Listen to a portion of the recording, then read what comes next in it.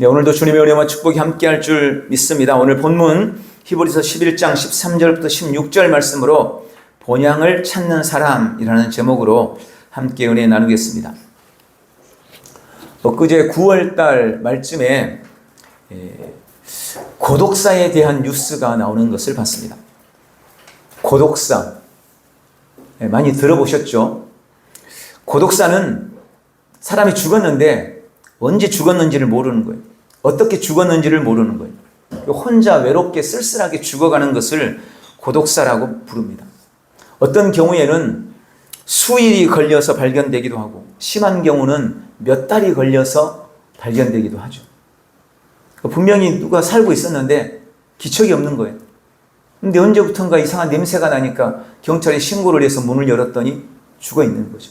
이런 일들이 많이 벌어지고 있습니다. 우리나라에 1년에 고독사한 사람이 몇 명쯤 될 것 같습니까? 이번에 나온 뉴스에 보니까, 통계에 보니까 2019년도에 1년에 고독사한 사람이 2,949명이었습니다.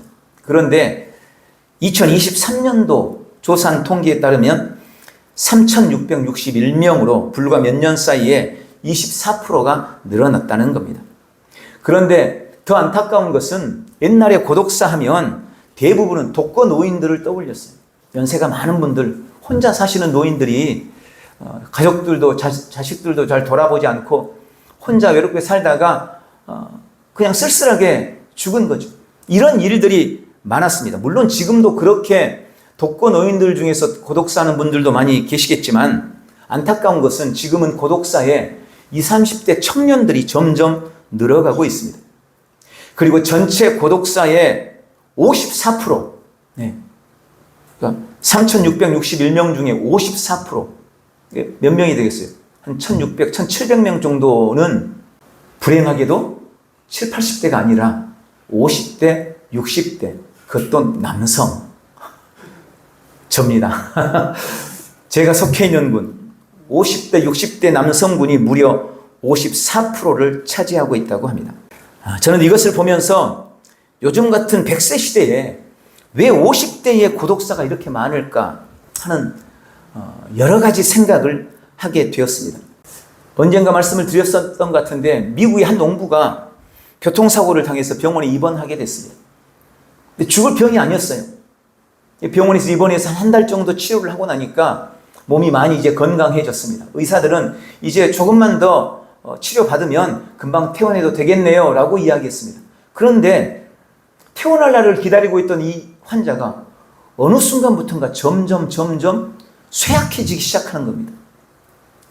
사람이 점점 시들시들해지고 먹은 것도 잘 먹지 못하고 영양제를 주고 여러 가지 방법을 써도 도무지 회복될 기미가 보이지 않는 겁니다. 그러더니 결국은 이 사람이 죽고 말았습니다. 의사들은 도무지 영문을 알 수가 없었습니다. 도대체 왜 이 사람이 죽었을까? 몸은 다 나았는데. 그러다가 그 사람의 시신을 정리하고 이제 병실을 정리하다가 그가 일기장에 쓴 일기책을, 노트를 보게 된 겁니다. 거기에 수페이지에 이렇게 쓰여져 있었다고 합니다. 돌아가도 반겨줄 사람 하나 없는 나의 집은 고독과 외로움뿐. 차라리 나는 여기서 죽는 것이 더 낫겠다. 이 사람은 돌아가도 반겨줄 사람이 없는 거예요.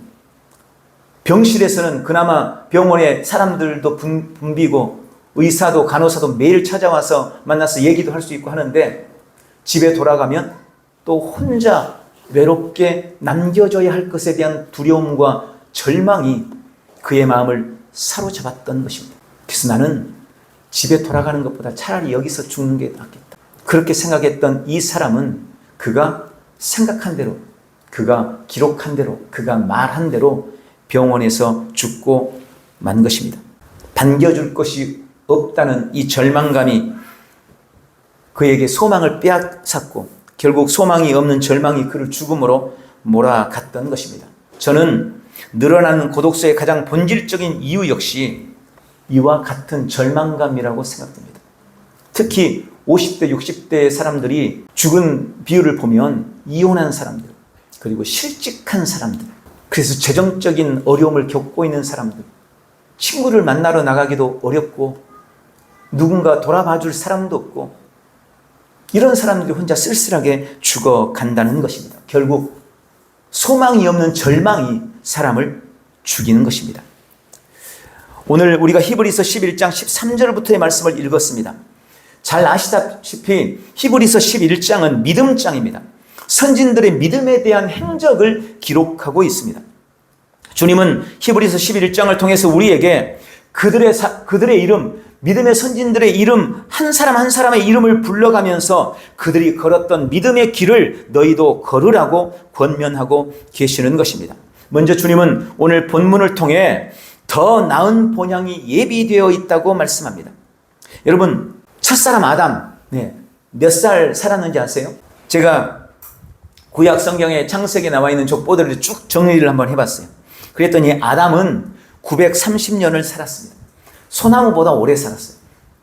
930년. 그리고 아담의 아들 셋은 912세를 살았습니다. 셋의 아들 에노스는 905세를 살았고 그의 아들 게나는 910세, 그의 아들 마할랄렐은 895세, 야렛은 962세, 그리고 에녹은 365세. 갑자기 뚝 떨어져 버렸죠. 그런데 에녹은 무드셀라를 낳았을 때가 65세였어요. 그리고 무드셀라를 낳고 나서 하나님이 계시를 받았습니다. 그래서 아들의 이름을 무드셀라라고 부른 거예요. 그때가 65세입니다. 무드셀라라는 말은 그가 죽을 때 세상에 심판이 올 것이다. 이게 그 이름의 뜻이에요. 그리고 에녹은 그 아들의 이름을 계시를 받아서 무드셀라라고 지어놓고 그는 그때부터 하나님과 동행하는 삶을 살았습니다. 그리고 65세부터 300년 동안 하나님과 동행하는 삶을 살다가 그는 죽음을 보지 않고 하늘나라로 올라가게 되죠. 그래서 그는 이 땅에서 365년을 살았던 것입니다. 그리고 무드셀라는 969세를 살았어요. 여러분, 무드셀라가 성경에 기록된 가장 오래 산 사람입니다. 저는 이것에 하나님의 사랑이 있다고 생각해요. 무드셀라가 죽으면 땅에 심판이 오거든요. 그러니까 주님은 1년 더 기다려주고 2년 더 기다려주고 처음 900년까지만 살라고 했는데 안 되겠습니다. 10년 더 기다려 910살이 되고 조금 더 인내해 주시는 거예요. 그래서 950살이 되고 조금 더 인내해 주면 960살이 되고 조금 더 인내하다가 969세. 더 이상은 주님이 참을 수가 없어서 물로 심판이 임한 겁니다. 그때가 홍수 때 무드셀라가 969세로 죽던 그 해에 홍수가 일어나서 온 인류를 쓸어버렸습니다. 무드셀라는 969세, 그리고 무드셀라의 아들 라멕은 777세, 그리고 라멕의 아들이 노아인데 노아는 950세를 살았습니다. 950세를 살고 난 노아의 홍수 이후의 세대는 그때부터 수명이 급속도로 줄어들기 시작했습니다. 그래서 노아의 아들 셈은 600세가 돼요. 갑자기 300년이 뚝 떨어져서 600세가 되었습니다. 그리고 그의 아들 아르박삿은 438세, 갑자기 또 400년대로 떨어졌어요. 그리고 그의 아들 셀라는 433세, 그의 아들 에벨은 467세, 그의 아들 벨렉은 239세, 그리고 벨렉의 아들 르우도 똑같이 239세, 그의 아들 수룩은 230세, 그의 아들 나홀은 이제 아브라함의 할아버지입니다. 나홀은 138세, 갑자기 또 100세로 떨어지죠. 그리고 데라, 아브라함의 아버지 데라는 205세, 그리고 아브라함은 175세를 삽니다. 그 이후부터의 인간의 수명은 계속 줄어들죠. 그래서 야곱은 135세 이렇게 살잖아요. 그때부터 이제 인간의 수명이 100세에 거의 맞춰지고 현저하게 짧아져서 100년도 못 살고 70대, 60대, 50, 우리나라는 50대까지 내려갔다가 이제 다시 좀 의학이 발전하면서 수명이 늘어서 이제는 다시 또 100세 시대가 회복되고 있는 그런 추세입니다. 제가 왜 이 말씀을 드리냐면 지금 제가 쭉 소개를 해드렸던 무려 1000년 가까이 살았던 사람들도 그리고 100년 남짓의 삶을 살았던 사람들도 하나님은 다 그들에게 더 나은 본향을 예비해 주셨다는 것입니다. 1000년을 살아도 이 땅이 그들의 본향이 아니었다는 거죠. 특히 믿음으로 살았던 사람들은 한결같이 주님이 예비해 주신 그 본향을 바라보고 기대하며 그 본향을 찾는 삶을 살았다는 것이 오늘 본문의 말씀인 것입니다. 그리고 주님은 지금 우리를 위해서도 더 나은 본향이 예비되어 있다고 말씀하고 계십니다. 본문의 히브리서 기자는 아브라함의 믿음에 대해 일부분을 소개한 후에 오늘 13절에 이렇게 말씀합니다. 이 사람들은 다 믿음을 따라 죽었으며 약속을 받지 못하였으되 그것들을 멀리서 보고 환영하며 또 땅에서는 외국인과 나그네임을 증언하였으니 이같이 말하는 것은 자기들이 본향 찾는 자임을 나타냄이라. 여기 이 사람들은 당연히 히브리서 11장에 기록되고 있는 믿음의 선진들을 말합니다. 그리고 그들에 관해서 말하기를 그들은 다 믿음을 따라 죽었다라고 기록하고 있습니다. 저는 이 믿음을 따라 죽었다라는 이 말이 자꾸 묵상이 되었습니다. 여러분, 우리가 보통 말할 때 우리 믿음으로 산다, 믿음을 따라 산다 이렇게 말하죠. 그런데 왜 오늘 본문에는 믿음을 따라 죽었다라고 표현했을까요? 저는 그것이 믿음으로 끝까지 죽을 때까지 믿음을 견지하며 사는 것이 중요하기 때문이라고 묵상했습니다. 쉽게 말하면 살았을 때는 혹은 젊었을 때는 믿음이 있었는가 보다 했는데 그가 죽을 때는 그가 믿음을 잃어버린 채 죽는 사람들이 많이 있기 때문에 그렇습니다. 우리는 주변에서 어렵지 않게 그런 사람들을 발견할 수 있습니다. 젊어서는 혹은 어려서는 믿음을 가지고 살았습니다. 그래서 중고등학교 때 교회 회장도 하고 청년부 때 청년 회장도 하고 이랬던 사람이었습니다. 그런데 그가 믿음을 지키지 못하고 정작 죽을 때는 믿음이 없이 불신자로서 삶을 마감하는 사람들이 너무나 많이 있다는 것입니다. 여러분, 이것은 너무나 안타까운 일입니다. 그것은 정말 불행한 일입니다. 그런데 히브리서 11장에 기록된 이 믿음의 사람들에 대해서 다 믿음을 따라 죽었다라고 표현하고 있습니다. 그들은 끝까지 믿음을 지켰다는 것입니다. 수백 년을 살았지만 그들은 변함없는 마음으로 주님을 섬기며 삶을 살아냈다는 것입니다. 그래서 믿음을 따라 죽는 것이 믿음을 따라 사는 것보다 훨씬 더 중요한 것입니다. 저도 그리고 우리 온 지체들도 다 믿음을 따라 살다가 믿음으로 살다가 믿음을 따라 죽는 복된 지체들이 되시기를 축원합니다.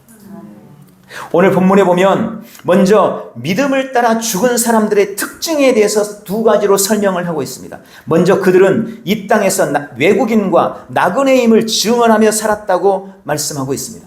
그들은 다 이 땅에서 외국인과 나그네임을 증언하며 살았습니다. 외국인이라는 말은 크세노이라는 말인데 낯선 사람이라는 뜻입니다. 본국 사람들에게 낯선 사람, 익숙하지 않은 사람, 뭔가 자신들과는 다른 사람, 좀 이상하게 보이는 사람, 언어나 풍습이나 생활 양식이 다른 사람, 그래서 때로는 기피의 대상이 되기도 하고 때로는 멸시를 받기도 하는 사람, 그들을 외국인이라고 부르는 거예요. 지금이야 많이 시대가 달라졌지만 불과 몇십 년 전만 해도 외국인들이 오면 다 이렇게 봤어요. 낯선 사람들도 이상한 사람들로 뭔가 우리와는 다른, 좀 가까이 다가오면 뭔가 꺼려지고 기피하고, 이게 외국인의 삶이었다는 것입니다. 믿음의 사람들은 이 땅을 사는 날 동안 외국인으로서의 삶을 살았다는 것입니다.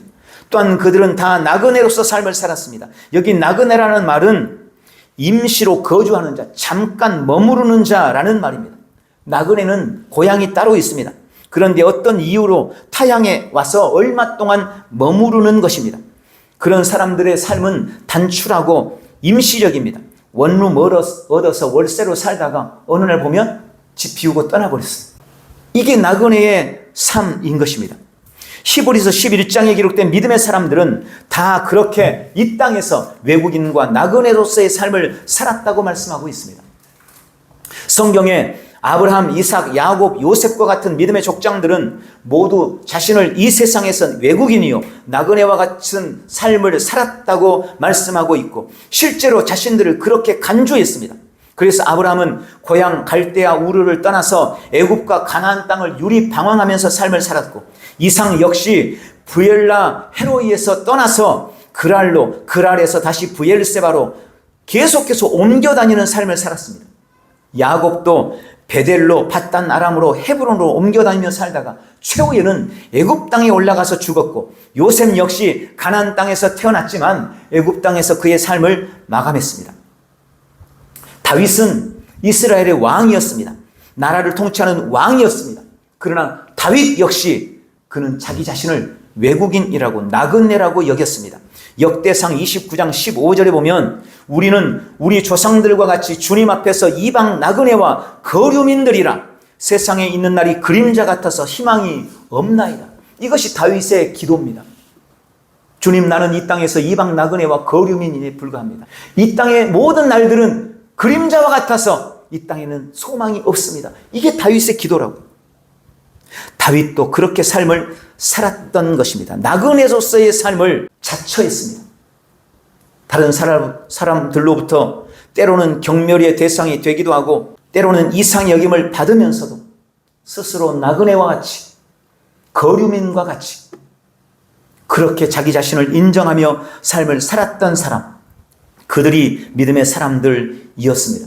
물론 그들은 그렇게 삶을 살면서도 어떤 이들은 부를 쌓았고, 어떤 이들은 명성을 얻었고, 왕이 되기도 하고, 총리가 되기도 하고, 세계 제일의 부자가 되기도 했습니다. 그러나 그들은 자신들이 가진 그 모든 것들을 자신들의 것이라고 생각하지 않았습니다.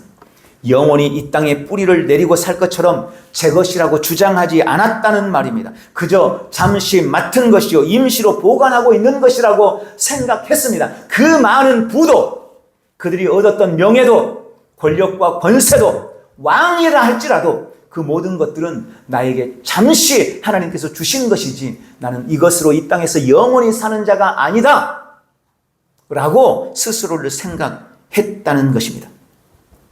또한 오늘 본문의 그들의 두 번째 특징은 그들은 하늘에 있는 더 나은 본향을 사모하며 살았다고 말씀하고 있습니다. 육신을 가진 우리가 육신의 고향을 그리워하는 마음이 있듯이, 요즘은 좀 그런 게 덜해졌는데 저도 예전에 고향집 내려가는 길이 상당히 멀잖아요. 근데 이상하게 고흥에 차 타고 가면 이상하게 가는 길이 즐겁고 뭔가 마음이 설레고, 고향은 이래서 가는 건가 보구나, 이런 생각을 하게 돼요. 이게 우리가 육신의 고향을 둔 사람들의 공통적인 특징인 것입니다. 그렇게 우리가 육신의 고향을 그리워하는 마음이 있듯이 영적 존재인 우리에게는 영원을 사모하는 마음이 있다고 성경은 말씀하고 있습니다. 전도서 3장 11절, 하나님이 모든 것을 지으시되 때를 따라 아름답게 하셨고 또 사람들에게는 영원을 사모하는 마음을 주셨느니라. 왜 주님이 우리에게 영원을 사모하는 마음을 주셨을까요? 우리의 육체는 흙에서 왔지만 우리의 영은 영원한 하늘나라로부터, 하나님으로부터 왔기 때문에 그렇습니다. 믿음의 사람들은 그래서 육신의 고향이 아니라 그들의 영혼이 온 곳, 영원한 본향, 하늘에 있는 더 나은 본향을 사모하는 삶을 살았다고 말씀하고 있는 것입니다. 본문의 믿음의 조상 아브라함도 그가 나온 바 본향을 사모했다면 언제든지 돌아갈 기회가 있었습니다. 그러나 그는 자신이 태어나 자라난 갈대아 우르를 진짜 고향으로 생각하지 않았고 영원한 하늘나라, 하나님이 계시는 천국을, 하나님의 품을 자신의 본향으로 여기면서 삶을 살았다는 것입니다. 여러분, 우리 인생의 참된 고향, 영원한 본향은 우리의 영이 온 곳, 바로 하나님 아버지의 품이라는 것을 기억하시기 바랍니다. 또한 두 번째로, 그럼 그들에게, 우리에게 이 본향이란 어떤 의미일까요? 여러분, 성도에게 본향은 모든 슬픔과 수고가 끝나는 곳입니다. 우리에게 본향은 주님을 위한 우리의 모든 수고와 희생과 헌신이 상급이 되어 멸류관을 받는 곳입니다. 그래서 늘 사모하고 바라볼 수밖에 없는 것입니다. 히브리서 11장 24절부터에 보면 모세의 믿음에 대해서 설명합니다. 믿음으로 모세는 장성하여 바로의 공주의 아들이라 칭함을 거절하고 도리어 하나님의 백성과 함께 고난받기를 잠시 죄악의 낙을 누리는 것보다 더 좋아하고 그리스도를 위하여 받는 수모를 애굽의 모든 보화보다 더 큰 재물로 여겼으니 이는 상 주심을 바라봅니다. 그가 공주의 아들의 지위를 거절하고 죄악의 낙보다 고난받기를 더 좋아하고 그리스도를 위한 수치를 애굽의 보화보다 더 큰 재물로 여겼던 것은, 그럴 수 있었던 것은 그가 상 주심을 바라봤기 때문에, 번향에서 받을 면류관을 소망했기 때문이라는 것입니다. 우리에게 번향은 우리의 모든 수고와 희생이 상급이 되는 것입니다. 그래서 바울도 고린도전서 15장 58절, 그러므로 내 사랑하는 형제들아 견실하며 흔들리지 말고 항상 주의 일에 더욱 힘쓰는 자들이 되라. 이는 너희 수고가 주 안에서 헛되지 않은 줄 알미라 라고 고백합니다. 왜 우리의 수고가 헛되지 않습니까? 바로 번향이 있기 때문입니다. 그러므로 두 번째, 우리는 세상 것에 대한 집착을 버리고 내려놓음을 연습해야 합니다. 이용규 선교사님이 쓴 내려놓음 책 몇 번 소개를 했던 것 같아요. 이 책에 보면 성도가 하나님이 우리를 위해 예비해 놓으신 천국을 누리고 천국에다가 상급을 쌓는 비결이 뭐냐? 그는 그렇게 말했습니다. 이 땅에 대한 애착과 집착을 내려놓는 것이다. 여러분, 우리가 이 땅에 대한 애착과 집착을 가지고 살면 무엇을 해도 하늘의 상급이 쌓이지 않는다는 거예요. 이 땅에 대한 애착과 집착을 내려놓을 때, 그리고 한 헌신과 수고가, 그리고 나서 한 섬김이 하늘나라의 상급으로 쌓인다고 이용규 선교사님은 이야기하고 있는 것입니다. 우리는 하늘 본향을 찾아가는 신령한 나그네들입니다. 이 땅에서는 외국인이요 순례자입니다. 여행자입니다. 여러분, 자신이 순례자 인생임을 아는 그리스도인들은 이 세상을 살아가는 삶의 자세가 다를 수밖에 없는 것입니다. 우리가 여행 갈 때 우리는 어떻게 하면 좀 짐을 줄일 수 있을까 고민하죠. 짐이 무거우면 여행이 힘들기 때문입니다.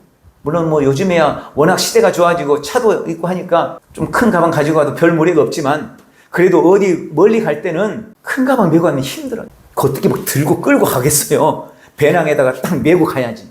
그러니까 우리가 나그네로서의 인생이다. 내가 이 땅에서는 거류민이다. 외국인이다. 라고 생각하는 삶을 살면 이 땅에서의 삶을 살아갈 때 인생의 짐을 지는 것을 꺼려하고 세상에서 소유를 쌓는 것을 원하지 않게 되는 것입니다. 나의 본향이 영원한 하늘이며 이 땅에서 나그네임을 아는 사람은 이 세상의 것에 대해서 집착하지 않게 되는 것입니다. 여러분, 세상 것을 많이 소유하면 소유할수록 천국을 향한 순례길이 무겁고 힘들기 때문에 그렇습니다. 지금 우리가 세상을 살면서 원하고 추구하고 있는 바는 무엇입니까? 우리가 지금 얻기를 원하는 것은 하늘에 속해 있는 겁니까? 아니면 땅에 있는 것들입니까? 신령한 것을 원하십니까? 아니면 정욕과 육신에 속한 것을 원하고 계십니까? 베드로는 베드로전서 2장 11절에서 사랑하는 자들아 나그네와 행인 같은 너희를 권하노니 영혼을 거슬려 싸우는 육체의 정욕을 제어하라 라고 말씀합니다. 육신과 정욕에 속한 대부분의 것들은 우리의 영혼을 거스리는 것들이기 때문에, 그러니 너희는 그것을 제어하라. 우리의 영혼을 거스리는 욕망과 육신에 속한 것들을 우리는 제어하는 삶을 살아야 한다고 경고하고 있는 것입니다. 사도 바울 역시 골로새서 3장 1절 2절에서 너희가 그리스도와 함께 살리심을 받았으면 위의 것을 찾으라. 거기는 그리스도께서 하나님 우편에 앉아 계시느니라. 위의 것을 생각하고 땅의 것을 생각하지 말라 라고 말씀합니다. 우리가 그리스도인으로서 이 땅을 살아가면서도 온갖 염려와 근심, 걱정이 떠나지 않는 이유, 늘 삶의 불안함과 두려움을 가지고 사는 가장 근본적인 이유는 세상에 대한 애착과 집착 때문이라는 것을 기억하시기 바랍니다. 여러분, 실제로 그래요. 내가 세상에 대한 미련이 없다면 내가 왜 세상 때문에 염려하겠습니까? 내가 세상 것에 대해서 집착하지 않는다면 나는 세상 일들로 인해서 스트레스 받을 일도 없을 겁니다. 그래서 우리는 늘 우리의 정체성을 나는 시온의 백성이고 천국의 시민이다. 나는 이 땅에 소망 두지 않는다. 내가 누리는 온갖 은혜와 축복들은 내가 열심히 노력해서 이 땅에서 수고하고 애써서 벌어들이는 것이 아니라 하나님께서 나에게 주시는 신령한 은혜에 속한 것들이다. 여러분, 이 사실을 알면 우리는 세상에서 넘어진다고 두려워하지 않게 되는 거예요. 세상에 지금 무슨 일이 막혔다고 그것 때문에 염려하고 걱정하고 입이 대빨 나와가지고 근심하지 않게 된다는 말입니다. 내가 누구인지 나의 바른 정체성을 인식하며 사는 것은 그래서 매우 중요한 것입니다. 지금 이 땅의 것, 세상의 것, 육신에 속한 것에 대한 집착을 버리고 내려놓고 내 인생의 가장 행복한 결심, 가장 위대한 결심, 내려놓음을 결단하는 복된 지체들이 되시기를 축원합니다. 마지막 세 번째로, 그러므로 소망 중에 인내하십시오. 여러분, 타향살이 하면 나그네의 삶을 살면 늘 불편하고 힘들죠. 결코 그 삶이 편안한 삶이 아닙니다. 본향에 찾아가 안식을 누릴 때까지 나그네는 고난의 떡을 먹어야 되고 눈물의 잔을 마셔야 하는 것입니다. 그래서 아벨도 에녹도 노아도 아브라함도 이삭과 야곱과 요셉도 모세도 기드온 바락 삼손 입다 욥이나 사무엘이나 다윗도 신약에 나오는 베드로나 야고보나 요한이나 바울도 그들은 한결같이 고난의 삶을 살았습니다.